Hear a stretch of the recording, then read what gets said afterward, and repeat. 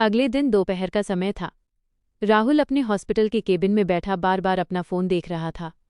वो थोड़ा बेचैन लग रहा था। उसने मन ही मन सोचा, अजीब बात है, जब से जिया ने ये जिम ज्वाइन किया है तब से वो मुझे दोपहर को एक बार भी फ़ोन नहीं कर रही है। पहले तो दिन में कम से कम 2-3 बार उसका कॉल आ ही जाता था। तभी केबिन का दरवाज़ा खुला और राहुल का सबसे अच्छा दोस्त रोहित अंदर आया। रोहित को देखकर राहुल ने अपनी बेचैनी छुपाने की कोशिश की और मुस्कुराकर बोला, अरे रोहित, आओ बैठो, तुम्हारा वो प्लास्टिक सर्जरी मास्क बिल्कुल तैयार है, पर याद रखना इसका कभी कोई गलत इस्तेमाल मत करना। ये लैब की बहुत ही एडवांस टेक्नोलॉजी से बना है। रोहित ने मास्क हाथ में लिया और राहत की सांस लेते हुए बोला, हाँ राहुल, मैं समझता हूँ, मैं इसका कोई गलत इस्तेमाल नहीं करूँगा। मैं तो इसे सिर्फ अपनी बीवी पर नज़र रखने के लिए यूज़ करूँगा, ताकि देख सकूँ कि वो मेरे पीछे क्या कर रही है। थैंक यू सो मच भाई। रोहित मास्क लेकर वहाँ से चला गया। दोस्त के जाने के बाद राहुल फिर से सोच में डूब गया। वो केबिन में अकेला ही टहलते हुए खुद से बड़बड़ाने लगा, सच में आज की दुनिया में किसी पर भरोसा करना मुश्किल हो गया है, पर मेरी जिया वैसी नहीं है। तभी केबिन में फाइल लेकर एक नर्स अंदर आई। राहुल को इस तरह अकेले में खुद से बातें करते देख उसने हैरान होकर पूछा, सर, सब ठीक तो है ना? आप अकेले में कुछ बड़बड़ा रहे हैं, कोई प्रॉब्लम है क्या? राहुल पहले से ही अंदर चिढ़ा हुआ था। नर्स की बात सुनकर उसका पारा चढ़ गया। उसने गुस्से में फाइल टेबल पर पटकी और डांटते हुए बोला, तुमसे किसने कहा मेरे पर्सनल मैटर में दखल देने को? तुम यहाँ अपनी ड्यूटी करने आती हो या मेरी जासूसी करने? जाओ और अपना काम करो, तुम्हें यहाँ काम करने की सैलरी मिलती है, फालतू सवाल पूछने की नहीं। नर्स बेचारी डर के मारे तुरंत केबिन से बाहर भाग गई। शाम का वक्त हुआ। जिया ठीक 6 बजे अपना वर्कआउट खत्म करके जिम से घर लौट आई थी। उसके थोड़ी ही देर बाद राहुल भी हॉस्पिटल से वापस आया। रोज की तरह जिया मुस्कुराते हुए किचन से ठंडे पानी का ग्लास लेकर आई और उसे राहुल की तरफ बढ़ा दिया। राहुल ने पानी का ग्लास साइड में रखा और बिना एक पल गंवाए जिया का हाथ पकड़कर उसे अपनी गोद में बिठा लिया। राहुल आज बहुत रोमांटिक मूड में था। वो जिया के और करीब आया और उसके गले पर प्यार से किस करने लगा। जिया ने शर्माकर उसे पीछे धकेलने की कोशिश की, पर राहुल ने उसे सोफे पर धीरे से लेटा दिया और खुद उसके ऊपर आ गया। वो जिया के गालों को सहलाते हुए उसके होठों के करीब आ रहा था। तभी जिया ने दोनों हाथों से उसकी छाती पर दबाव बनाया और बोली, अरे राहुल, क्या कर रहे हो आप? आते ही शुरू हो गए। प्लीज़ हटिए ना, मुझे रात का खाना भी बनाना है, बहुत देर हो रही है। इतना कहकर जिया फुर्ती से सोफे से उठी, अपने कपड़े ठीक किए और सीधे किचन की तरफ चली गई। राहुल सोफे पर अकेला लेटा रह गया। उसके चेहरे के हाव भाव बदल गए। उसने सोचा, ये जिया को अचानक क्या हो गया? वो तो कभी मुझे इस तरह करीब आने से मना नहीं करती थी, आज उसने मुझे खुद से दूर कर दिया। रात को जब दोनों सोने के लिए बेड पर गए तो कमरे में सन्नाटा था। राहुल का दिल बेचैन था। वो धीरे से जिया की तरफ सरका और अपना हाथ उसकी कमर पर रखते हुए उसके और करीब आने लगा। पर जिया ने करवट बदली और राहुल का हाथ धीरे से हटाते हुए बोली, राहुल प्लीज़, आज बहुत थकान है। मैं जब से जिम जा रही हूं ना, रोज शाम को बॉडी में बहुत दर्द रहता है। प्लीज़ आज मुझे सोने दो। राहुल का दिल बैठ गया, पर उसने अपने चेहरे पर शिकन नहीं आने दी। उसने जिया के सिर पर धीरे से किस किया और प्यार से बोला, कोई बात नहीं जिया, तुम आराम करो। Good night. जिया ने आंखें बंद कर लीं और सो गईं, पर राहुल की आंखों से नींद कोसों दूर थी। वो कमरे की छत को ताकते हुए गहरी और डरावनी सोच में डूब गया। उसने मन ही मन सोचा, जैसे रोहित की बीवी उसे धोखा दे रही है, कहीं मेरी जिया भी उस जिम में किसी और के साथ। नहीं नहीं राहुल, अपनी ही बीवी के बारे में ऐसा घटिया ख्याल दिल में मत लाओ। जिया बहुत सीधी है, पर शक का जो कीड़ा राहुल के दिमाग में घुस चुका था वो उसे चैन से जीने नहीं दे रहा था। उसने मुट्ठियां भींची और बुदबुदाया, लेकिन जब तक मैं खुद अपनी आंखों से सच का पता नहीं लगा लेता तब तक मेरे मन को चैन नहीं मिलेगा। अगले दिन हॉस्पिटल पहुंचते ही राहुल ने अपनी सीक्रेट लैब का दरवाज़ा बंद किया। उसने दिन रात मेहनत करके अपने लिए भी एक बेहद एडवांस और परफेक्ट प्लास्टिक सर्जरी मास्क तैयार कर लिया। राहुल ने उस सिलिकॉन मास्क को अपने हाथों में उठाया। उसकी आंखों में एक अजीब सा जुनून था। उसने मास्क की तरफ देखते हुए कहा, जिया, तुम्हारी इस बेरुखी की वजह जानने के लिए मैं खुद उस जिम में आ रहा हूँ, और आज से उस दुनिया में मेरा नाम राहुल नहीं बल्कि अभिषेक होगा। राहुल ने धीरे से उस मास्क को अपने चेहरे पर लगाया। जैसे ही मास्क उसकी स्किन से चिपका, उसका पूरा चेहरा पूरी तरह से बदल गया। आईने में अब डॉक्टर राहुल नहीं बल्कि एक बेहद हैंडसम, रफ एंड टफ दिखने वाला नया लड़का अभिषेक खड़ा था। राहुल ने आईने में अपने इस नए चेहरे को देखा और अपने होठों पर एक बहुत ही शातिर और गहरी मुस्कान लेकर आया। राहुल अभिषेक बनकर उसी शानदार जिम में पहुंचता है। वो सीधे रिसेप्शन काउंटर पर जाता है और कहता है, मुझे शाम को 5 से 6 बजे का स्लॉट चाहिए क्योंकि मैं सिर्फ इसी समय फ्री रहता हूँ। काउंटर पर रजिस्ट्रेशन की औपचारिकताएं पूरी करने के बाद अभिषेक वहीं बैठकर 5 बजने का इंतजार करने लगता है। शाम के ठीक 5 बजे जैसे ही जिम का दरवाज़ा खुलता है, जिया अंदर कदम रखती है। उसे देखते ही राहुल की आंखें फटी की फटी रह जाती हैं। वो जिया को उस टाइट जिम आउटफिट में देखकर पूरी तरह खो जाता है। वो मन ही मन सोचता है, जिया सच में इस ड्रेस में कितनी गॉर्जियस लग रही है, पर क्या वो सचमुच रोज यही सब पहनकर यहाँ आती है? जिया अंदर आकर चारों तरफ देखती है और अपने पर्सनल ट्रेनर यश का वेट करने लगती है।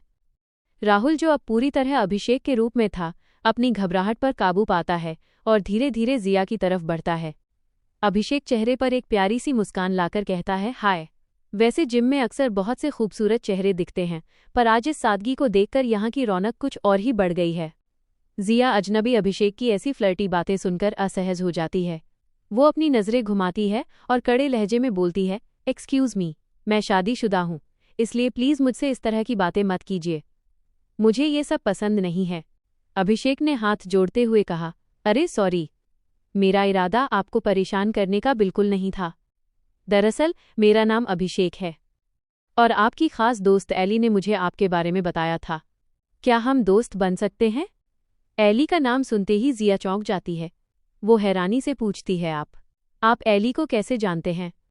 अभिषेक मुस्कुराते हुए झूठ बुनता है, एली मेरी बहुत अच्छी दोस्त है, तो उसने मुझसे खास तौर पर कहा था कि जिया उस जिम में एकदम अकेली होगी, उसका वहाँ कोई जानने वाला नहीं है, तो तुम उसका ख्याल रखना और उससे दोस्ती कर लेना। जिया ने थोड़ा कड़ा रुख अपनाते हुए कहा, एली भी ना कुछ भी बोलती रहती है। वैसे मुझे यहाँ किसी की दोस्ती या साथ की कोई ज़रूरत नहीं है, मैं सिर्फ यहाँ वर्कआउट करने आती हूँ। तभी उनका ट्रेनर यश दौड़ता हुआ वहाँ पहुँचता है। यश हाँफते हुए कहता है, सॉरी जिया जी, आज बाहर हाईवे पर बहुत भारी ट्रैफिक था, इसलिए मुझे आने में थोड़ी देर हो गई। चलिए बिना वक्त गंवाए आज का वर्कआउट शुरू करते हैं। जिया मुस्कुराकर कहती है, कोई बात नहीं यश, चलिए शुरू करते हैं। यश बिल्कुल प्रोफेशनल तरीके से जिया को एक्सरसाइज कराना शुरू कर देता है। दूसरी तरफ अभिषेक बने राहुल को गाइड करने के लिए गरिमा नाम की एक बहुत ही फिट और खूबसूरत फीमेल ट्रेनर आती है और उसे ट्रेन करने लगती है। गरिमा जब अभिषेक को एक्सरसाइज सिखा रही थी, तब राहुल की पूरी नज़र सिर्फ और सिर्फ जिया और यश पर टिकी थी। वो बहुत ध्यान से देख रहा था कि यश जिया को कैसे ट्रीट कर रहा है। यश का व्यवहार जिया के साथ पूरी तरह से एक रिस्पेक्टफुल और प्रोफेशनल ट्रेनर जैसा था। वो जिया को छूने से भी बच रहा था और बहुत तमीज़ से बात कर रहा था। ये सब देखकर राहुल को अंदर ही अंदर बहुत सुकून मिलता है। वो मन ही मन सोचता है, उफ़, मैं भी कितना पागल हूँ, अपनी इतनी सीधी और पवित्र बीवी पर खामखा शक कर रहा था। जिया ने तो उस अभिषेक को अपने पास तक भटकने नहीं दिया और खुद को शादीशुदा बताकर उसकी बोलती बंद कर दी। और उसका ट्रेनर यश भी कितना प्रोफेशनल और शरीफ इंसान है। सच में मैं बिना वजह ही अपनी जान को लेकर परेशान हो रहा था। अब मैं पूरी तरह टेंशन फ्री हूँ। जिम का टाइम खत्म हो जाता है। राहुल अभिषेक के रूप में जिम के अंदर ही खड़ा था और मन ही मन बहुत खुश हो रहा था। उसे तसल्ली मिल चुकी थी कि उसकी जिया किसी को भाव नहीं देती और ना ही उसका यहाँ किसी के साथ कोई चक्कर है। वो पूरी तरह रिलैक्स महसूस कर रहा था। जब जिया अपना बैग टांगे जिम के मेन गेट से बाहर निकल रही होती है, तभी वहाँ खड़े 2 बदतमीज लड़के जिया को पीछे से देखते हैं। उनमें से एक लड़का कोहनी मारते हुए बोलता है, वाओ, क्या मस्त फिगर है यार, देखो तो कैसे मटक मटक कर चल रही है। दूसरा लड़का हंसते हुए बेहद घटिया और गंदे शब्दों का इस्तेमाल करके बोलता है, सही कहा भाई, एक बार ये हाथ लग जाए ना तो पूरा निचोड़ लूं इसे। उन लड़कों की ये गंदी और अश्लील बातें जिया के कानों में पड़ती हैं। उसे बहुत बुरा लगता है और अंदर से बहुत ठेस पहुंचती है, पर वो एक शरीफ घरेलू महिला की तरह किसी बखेड़े में नहीं पड़ना चाहती थी, इसलिए वो अपनी नज़रें नीची करके उन्हें इग्नोर करते हुए आगे बढ़ने लगती है। तभी पीछे से अभिषेक तेजी से आता है और जिया का हाथ पकड़कर उसे रोकता है। अभिषेक बहुत ही गंभीर और कड़क आवाज में बोलता है, रुकिए जिया जी, आज अगर आपने इन जैसों को यहीं पर सबक नहीं सिखाया और करारा जवाब नहीं दिया तो ये लोग रोज आपको ऐसे ही छेड़ेंगे। आज इनकी हिम्मत यहाँ तक बढ़ी है तो क्या पता किसी दिन ये रास्ते में आपके साथ कोई बड़ी बदतमीजी कर बैठें। जिया हैरान होकर उसे देखती है। अभिषेक तुरंत घूमता है और उन दोनों आवारा लड़कों को उंगली से इशारा करते हुए दहाड़ता है, हे तुम दोनों इधर आओ। वो दोनों लड़के अभिषेक की कड़क बॉडी और गुस्सा देखकर अंदर से डर जाते हैं और दबे पांव पास आते हैं। अभिषेक जिया की तरफ इशारा करके बोलता है, क्यों बे? बहुत अच्छी लग रही थी ना इसकी फिगर तुम दोनों को। आप देखो ना, बहुत अच्छे से देखो, आंखें फाड़ फाड़ कर देखो। वो दोनों लड़के अपनी नजरें चुराने लगते हैं और इधर उधर देखने लगते हैं। अभिषेक उनके और करीब आता है और गुस्से में कहता है, क्या हुआ? अब नजरें क्यों चुरा रहे हो? जब ये अकेली जा रही थी तब तो तुम्हारी जुबान बहुत लंबी चल रही थी। सच सच बताओ, क्या घर में अपनी माँ और बहन को भी तुम दोनों इसी गंदी नज़र से देखते हो? क्या उनके बारे में भी ऐसी ही घटिया सोच रखते हो? अगर आज के बाद तुम दोनों इस जिम के आसपास भी मंडराते हुए दिखे तो पुलिस को बुलाने की जरूरत नहीं पड़ेगी। मैं खुद तुम दोनों की हड्डियां यहीं तोड़ दूंगा। सीधे इस लड़की से हाथ जोड़कर माफी मांगो, वरना अंजाम भुगतने के लिए तैयार रहो। अभिषेक का ये रौद्र रूप देखकर दोनों लड़के बुरी तरह कांपने लगते हैं। वो तुरंत जिया के सामने हाथ जोड़ते हैं और रोते हुए बोलते हैं, मैडम, हमें माफ़ कर दीजिए, हमसे बहुत बड़ी गलती हो गई। आज के बाद हम कभी ऐसी हरकत नहीं करेंगे। प्लीज़ हमें छोड़ दीजिए। जिया उन दोनों को जाने का इशारा करती है और वो दोनों वहां से दुम दबाकर भाग जाते हैं। जिया अभिषेक की इन बातों से और लड़कियों के लिए उसके दिल में इतनी इज्जत देखकर अंदर ही अंदर बेहद खुश और प्रभावित हो जाती है। उसे लगता है कि ये लड़का बाहर से भले ही थोड़ा फ्लर्टी दिखता हो, पर दिल का बहुत सच्चा और रक्षक है। अभिषेक अपने चेहरे का गुस्सा थूकता है, नॉर्मल होता है और मुस्कुराकर जिया से कहता है, चलिए जिया जी, अब आप आराम से घर जाइए। अब ये दोनों तो क्या, कोई भी आपको यहाँ परेशान करने की हिम्मत नहीं करेगा। जिया अभिषेक के पास आती है, उसकी आंखों में देखती है और दिल से कहती है, थैंक यू सो मच अभिषेक। आज अगर तुम नहीं होते तो पता नहीं मैं उस जिल्लत को कैसे सहती। इतना कहकर जिया मुस्कुराती है और अपनी पुरानी झिझक को भुलाकर खुद आगे बढ़कर अभिषेक की तरफ दोस्ती का हाथ बढ़ा देती है और कहती है, फ्रेंड्स। राहुल, जो अभिषेक के मास्क में था, जिया का हाथ अपनी तरफ बढ़ता देख एक पल के लिए सन्न रह जाता है। वो मन ही मन सोचता है, ओहो, अभी 2 मिनट पहले ही तो मैं सोच रहा था कि मेरी जिया इतनी सीधी है कि वो किसी ऐरे गहरे को अपना दोस्त नहीं बनाएगी, पर इस अभिषेक ने तो एक ही दिन में इसका दिल जीत लिया।